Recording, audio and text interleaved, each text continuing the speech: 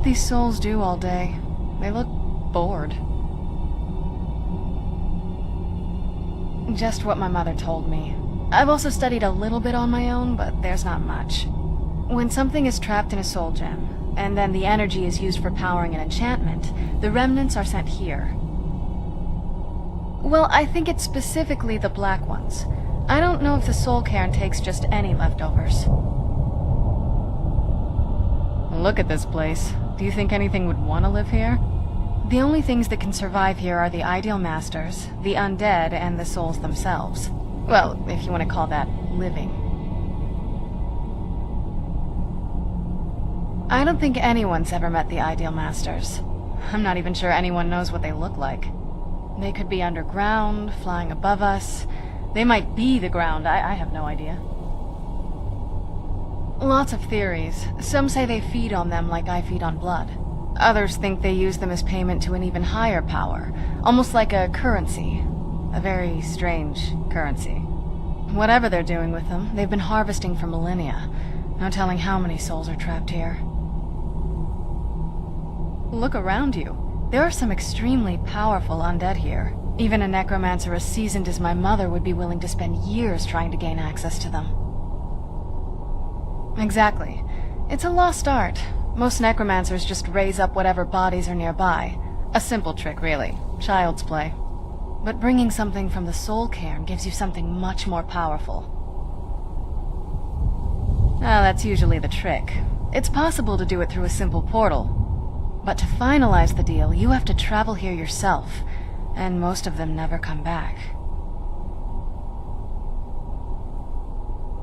No, but there's no way she would have left it in Tamriel. She wanted to get it as far away from my father as possible. I can't imagine a better place.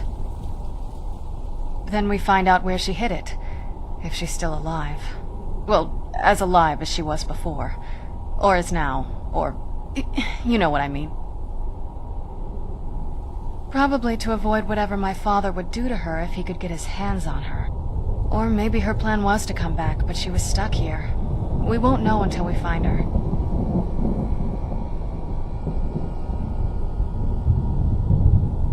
Let's just find my mother and get out of here, quickly.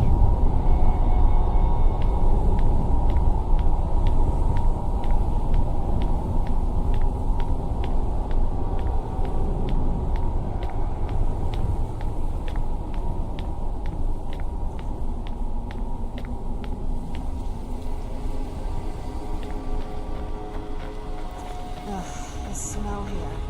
Let's try to handle this quickly.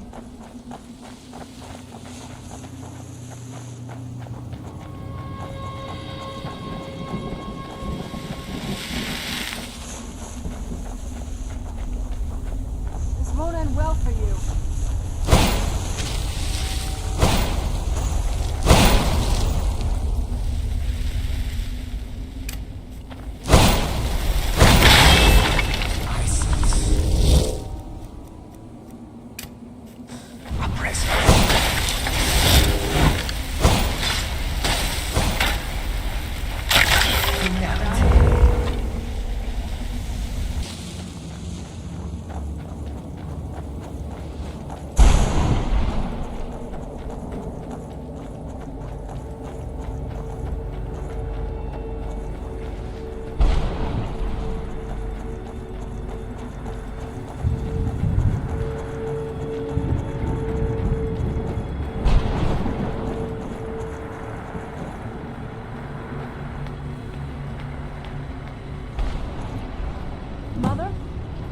Mother?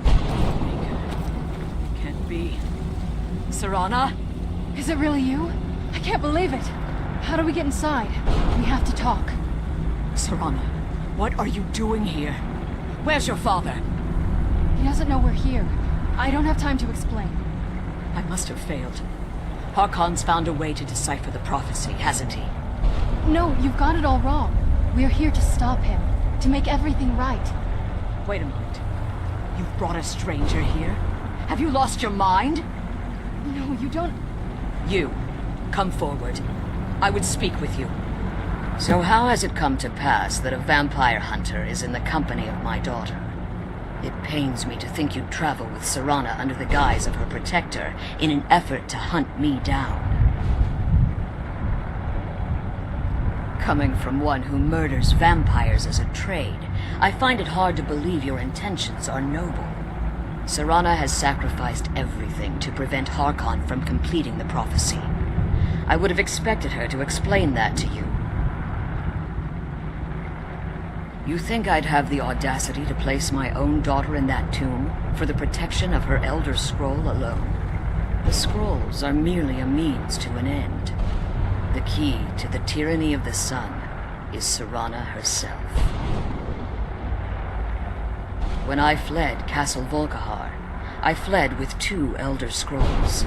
The scroll I presume you found with Serana speaks of Auriel and his arcane weapon, Auriel's bow. The second scroll declares that the blood of Cold Harbor's daughter will blind the eye of the dragon. Like myself, Serana was a human once. We were devout followers of Lord Molig Bal. Tradition dictates the females be offered to Molig Bal on his summoning day. Few survive the ordeal. Those that do emerge as a pure-blooded vampire. We call such confluences the Daughters of Cold Harbor.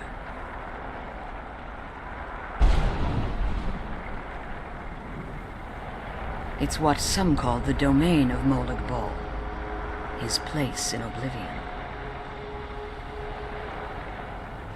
It was expected of her, just as it was expected of me.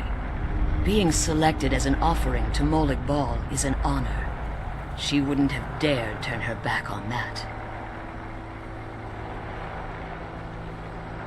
Now you're beginning to see why I wanted to protect Serana, and why I've kept the other Elder Scroll as far from her as possible. If Harkon obtained Auriel's bow, and Serana's blood was used to taint the weapon, the tyranny of the sun would be complete. In his eyes, she'd be dying for the good of all vampires. And how exactly do you plan on stopping him? If you believe that, then you're a bigger fool than I originally suspected. Don't you think I weighed that option before I enacted my plans? You care nothing for Serana, or our plight. Whether or not you've become one of us in order to survive the Soul Cairn, you're still a vampire hunter at heart. You're here because we're abominations in your mind. Evil creatures that need to be destroyed. Serana, the stranger, aligns herself with those that would hunt you down and slay you like an animal. Yet I should entrust you to her. This stranger has done more for me in the brief time I've known her than you've done in centuries. How dare you! I gave up everything I cared about to protect you from that fanatic you call a father! Yes, he's a fanatic. He's changed.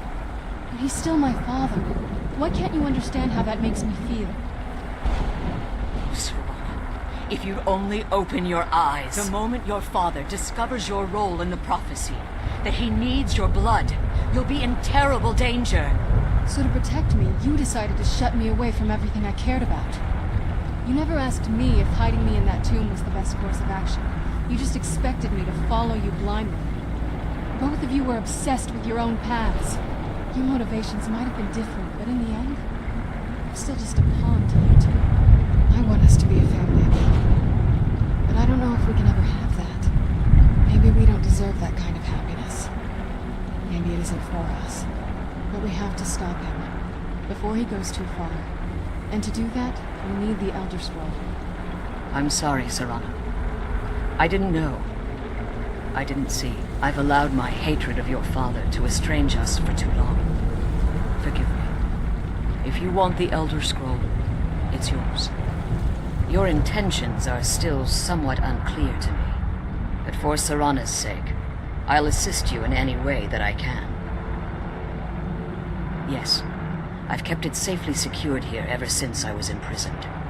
Fortunately, you're in a position to breach the barrier that surrounds these ruins.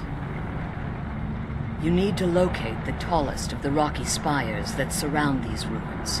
At their bases, the barrier's energy is being drawn from unfortunate souls that have been exiled here. Destroy the keepers that are tending them, and it should bring the barrier down.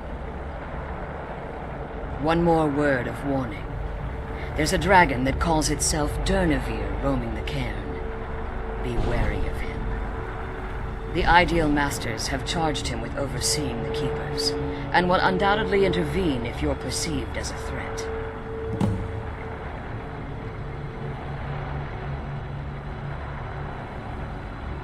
I hope this is important. Yes, it was expected of her. Yes, you survived the ordeal. Yes.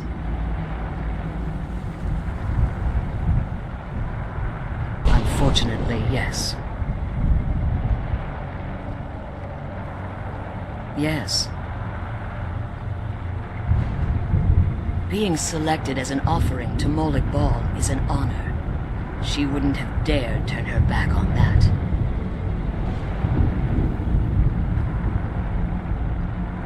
I see. We're abominations in your mind. Evil creatures that care nothing for Serana. If you believe that... Idiot! You're a bigger fool than I originally suspected. Serana has sacrificed everything to Molig Bal. Now, she's the daughter of Cold Harbor, the pure-blooded vampire. Nothing else matters. If anything happens to Serana, I'll have you answer for it.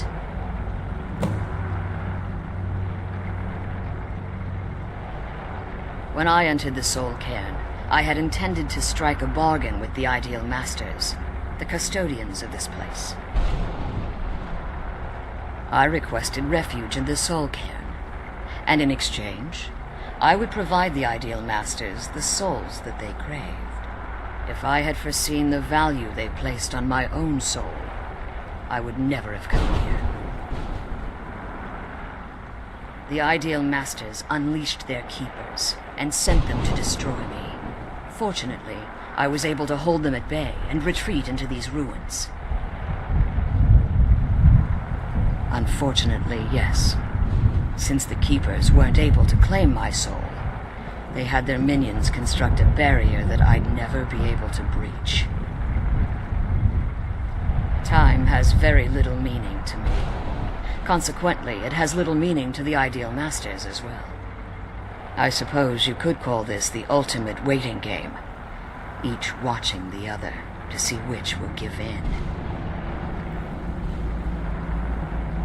I know very little about them. They're mystic entities that lord over the Soul Cairn, controlling every aspect from its fabric to its appearance. While some necromancers believe they are the crystalline structures dotting the Soul Cairn, I believe there's more to it than that. I think they transcend what we perceive as a physical form. Perhaps they were once corporeal beings, but they've obviously reached a point where they no longer require a tangible presence. Conduits, through which the Ideal Masters speak to their underlings and feed on their victims. The Ideal Masters' weakness is their insatiable hunger for pure souls. It's the reason for the Soul Cairn's existence, and the only leverage a necromancer has when bargaining with them. The ability to summon powerful undead guardians, as one would conjure an Atronak or Daedra. However, the majority of necromancers that are foolish enough to enter into a bargain with the Ideal Masters wind up here as harvested souls.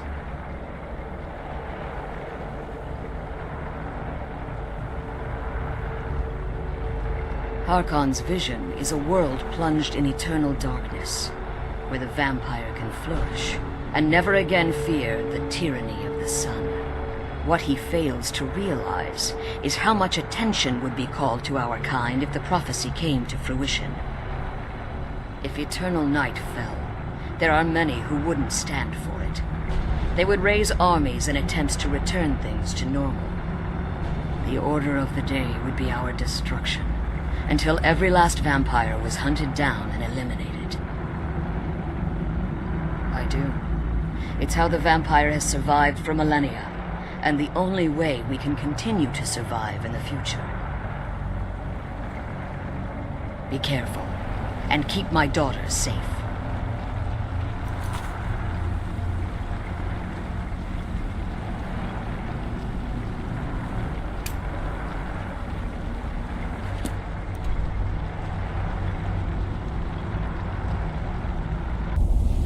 I'm glad you're here. I don't think I could be doing this.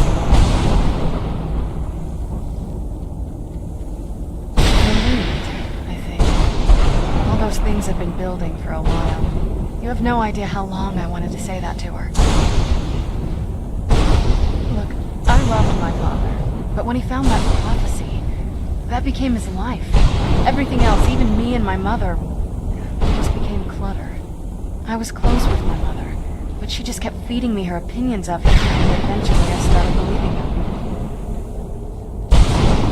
The moment we gave ourselves to Molik Ball, things got really icy. They were both drunk with power, and pulling in different directions. And then he found that prophecy, and that was it. I was.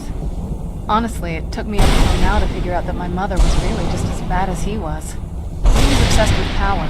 She was obsessed with seeing him fail. It was just so toxic. Maybe I could have seen this coming. We could all be better off now. I know that in my head, but I just can't help feeling bad about the way things are. Sorry, I know you're trying to help. Thanks. Anyway, we should keep moving.